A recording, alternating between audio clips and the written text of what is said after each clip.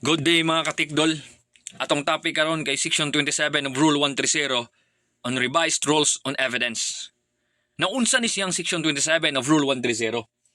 Kining Section 27 nagaistorya ni siya about sa offer of compromise. Unsa man na siyang offer of compromise? Ang offer of compromise kanang makig-ariglo ka, kanang makigsitol ka sa sala nga imuhang nahimo. Now kinsa ang mo offer ani? Kinsa ang muhimo aning offer of compromise? Ang muhimo ani kay si defendant, si respondent, or si akusado. Asa man na niya or asa man siya mohangyo adto ni victim, adto ni complainant, or adto ni plaintiff nga makig-ariglo ka. No, kanus ang mahitabo nga makig-ariglo ka before ma-file ang usa ka kaso, or kung na-file na ang usa ka kaso makig-ariglo ka aron i-withdraw ang kaso nga na-file against nimo. Now, based on Section 27 of Rule 130, an offer of compromise is not admissible. But we need to determine first kung unsa nga klase nga action ang imuhang gihimo. Either criminal action or a civil action because they have different interpretations. Kung pananglitan civil action or pananglitan criminal action, lain-lain siya og interpretation. Naorita sa civil case. Sa civil case, an offer of compromise is not an admission of any liability and it is not admissible in evidence against the offerer. So pasabot ani kung civil action ang imuha, ha? Civil action ang imuhang liability. Karon ikaw nga defendant ning offer ka of compromise. Makig-ariglo ka. Isitol nimo ang imuhang sala nga nahimo against ato nga plaintiff. Karon ning ingon si plaintiff nga, no, di ko makigsitol nimo. Di ko makigsitol nimo, di ko makig-ariglo nimo, ni file siya og kaso. Karon pag file niya og kaso, usa sa mga ebidensya nga iyahang gigamit is katong pag-offer nimo og compromise katong nakig-ariglo ka. Kay ingon siya based sa iyang evidence nga gipresenta, niingon siya ay nanay admission of guilt kay ning ingon man ka nga mobayad ka sa imuhang sala diri nako aron di ko mo-file og kaso. So, pangutana karon, maggamit ba as evidence against ni offerer katong gihimo niya ganiha? The answer is no. Nga naman, civil case man. Civil case man akong giistorya. Ang iyahang pagig-ariglo ganiha, dito magamit as evidence against niya. Kaya ang offer of compromise in civil cases is not admissible as evidence in court. So, muna itimanan. Nga naman, ano sa reason sa rule, ani? Nga naman, di man pwede na siya nga makonsidered as admission of liability. Because, humingon tag civil cases, ang ato ang gitan-aw ana diha is to have an immediate settlement.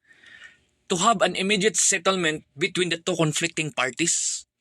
Aron masitol sila sa dali nga panahon. And mao sa na say ato ang gina-practice sa gitawag nato nga alternative dispute resolution. Kaya nga naman, aron to avoid or to unclog the dockets ngadto sa korte. Aron mo paubsan, mapagamyan, ma-minimize. Mao na nga, kung mahimo, isitol sa diri sa lower court or sa ubos palang daan, sa barangay level, aron nga wala na yung mga nakaklag dito sa court nga dugay kayo ma-resolve ang kaso. Mao na nga dili pwede nga gamiton as evidence in court ang kining gitawag nato nga offer of compromise. Kay dili siya ma-considered as an implied admission of liability. But there is an exception. When you talk of independent fact, kumingog independent fact sa kinini ang gitawag nato nga civil liability, kay example ani niya, kay kung pananglitan, si A, nagsuwat siya ngadto ni Y og demand letter para pabayaran ang utang ni Y. Karon si Y ning answer or ni reply, ni offer si Y nga ay kanang X, niingon siya nga ay X mobayad lang ko pero katunga lang. Karon kini si X na utang ni Z. Gipaningil siya ni Z. Niingon si X nga kana ang iyang gigamit as evidence ang katungkang Y ganiha nga niingon si Y sa iyang tubag nga mobayad siya katunga.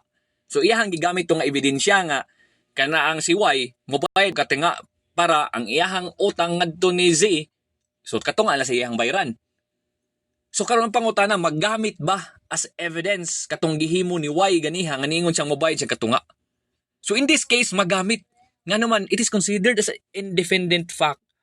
Ha? Independent fact ni siya ha. Balik ko na ko ang example ha, si X naningil ni Y. Karon niingon si Y nga, o mobayad ko X pero katunga lang. Karon kini day si X naman day utang ni Z. O karon naningil sa si Z. File og kaso against ni X. Gigamit ni X ang og ebidensya ang katong admission ganiha ni Y pinaagi sa pagtubag nga mabayad siya katunga. Karon ang pangutana, magamit pag ebidensya. O ang answer na to, yes. Nga naman kay kini siya naman nang gitawag na to nga independent fact man ni siya. So pwede nga magamit nga ebidensya. Now, klaro ta sa civil ha. As a general rule, sa civil case, dili gid ni siya magamit as an implied admission of liability. Kining offer of compromise. Namusulod ta sa criminal liability. Criminal liability, bali sila ha. Bali sila sa civil case. Because as a general rule, sa kinini ang criminal case, ang offer of compromise is admissible na siya. As evidence. It is considered as an implied admission of guilt. Nga naman, nga implied admission of guilt man ni siya sa criminal case. Kay ang rason sa rule, nay rason, nga naman, kaya as a matter of public policy, it is to discourage the accused from preventing the prosecution of a crimes and punishment of the guilty. And in fact, the object of the criminal prosecutions is to uphold the law and discourage people from violation of the law, which objectives may not be realized if the parties are permitted to decide when to pursue or not to pursue a criminal case. So dili pwede nga mabayad ko. Bayaran ako aron di ko nimo file og kaso. Sample nakapatay. Moingon mo bayad ko aron dili na ka mo file og kaso. So dili na pwede. Ngayon na kay imo man gidefy ang implementation sa law. So naglikay na ka. Karon kay naglikay naman ka, ang imo ang gihimo is considered as an implied admission of guilt. Therefore magamit na as evidence against nimo. So kung mobayad man ka, dili na siya para sa imuhang penal liability, but ari na sa imuhang civil liability. Again, balik ko na to ha, dili pwedeng ma-apply sa criminal case katong gitawag nato nga ang offer of compromise is not admissible as evidence in court. Kay sa criminal case, it is considered as an implied admission of guilt. Is there an exception, sir, para sa kinini ang criminal case? Yes, there is an exception. Sa may exception, katong mga kaso nga covered sa rules on summary procedure, katong mga kaso nga kinahanglan siya moagi og barangay, kanang mga less than 1 year ang penalty ba, katong gingon ako gipatay dako naman nagpenalty, so di na siya pwede na to nga madawat as offer of compromise, so gamito na nato as an implied admission of guilt. Now, another thing also nga exceptions kanang gitawag nato nga mga quasi offenses. So nang quasi offenses mao na siya katong mga sala nga nakabutang sa Article 365 of the Revised Penal Code. Sa man to siya? Katong reckless imprudence resulting in physical injuries, resulting in damage to property. So those acts or mga offer of compromise, dili na siya magamit as an evidence against the offerer. Kay iyahaan na is nintabang siya. For example, for medical purposes, bayad sa ospital, bayad sa pagpalit sa tambal, pagpaayos sa sakyanan. So, di na siya pwedeng gamiton as an evidence against ni offerer. So, mo na siya giingon na to nga mga quasi-offenses nga exempted siya sa application sa criminal case. Now, so mo na siya, except those involving quasi-offenses. Ako na siya nga-discuss.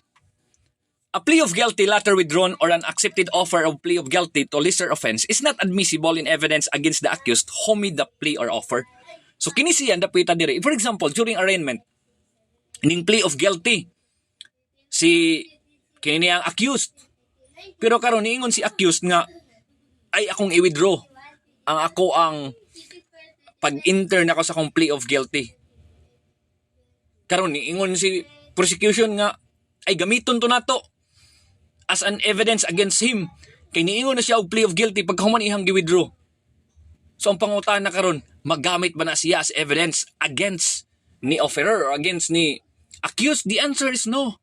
Because a plea of guilty later withdrawn cannot be considered as an admission of guilt.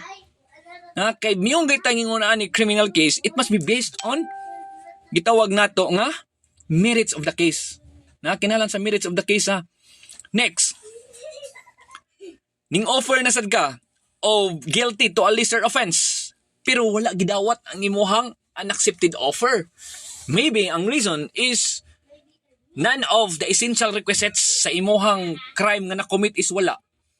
Kay pwede man ka mag-plea of guilty to lesser offense kung pananglitan, some of the essential requisites sa imuhang crime nga na-commit is makita nimo ngadto sa imuhang plea of guilty to lesser offense. For example, kanang sa possession, nga gamay ra ang gramos nga imuhang gipossess sa kini ang 9165, illegal possession sa kini ang dangerous drugs. Karon ning plea ka of guilty to a lesser offense under section 12 kanang gitawag nato paraphernalia. So pwede na siyang tan-awon. So tan-aw niya o pwede raman. Karon i-grant. O pananglitan wala gi-grant.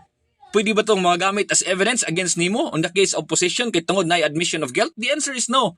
Nga naman that is provided by law man na siya nga pwede ka maka plea of guilty to lesser offense. So in that case, di na siya pwede magamit as evidence against nimo. Now, an offer to pay to the payment of medical, hospital, or other expenses occasioned by an injury is not admissible in evidence as proof of civil or criminal liability for the injury. So, ako na siyang gimension ganiha, na kung panalitan mo, bayad ka, ingon ka, sige, ako na gasto, ana, ato sa ospital, ako'y bayad og tambal, ako nang ipaayo, ang imuhang sakyanan, so, dili na magamit as evidence against nimo. Di na pwede magamit as evidence against nimo, balik ko na to, because those acts may be resulted siya from a quasi-offenses and mga crime nga na-commit through quasi-offenses or criminal negligence is gitawag nato nga exceptions to the application of the criminal case nga makonsider nato as an implied admission of guilt. I hope inyohang nasabtan ang offer of compromise under Section 27 of Rule 130 of the Rules of Court or the Revised Rules on Evidence. Thank you and God bless us all.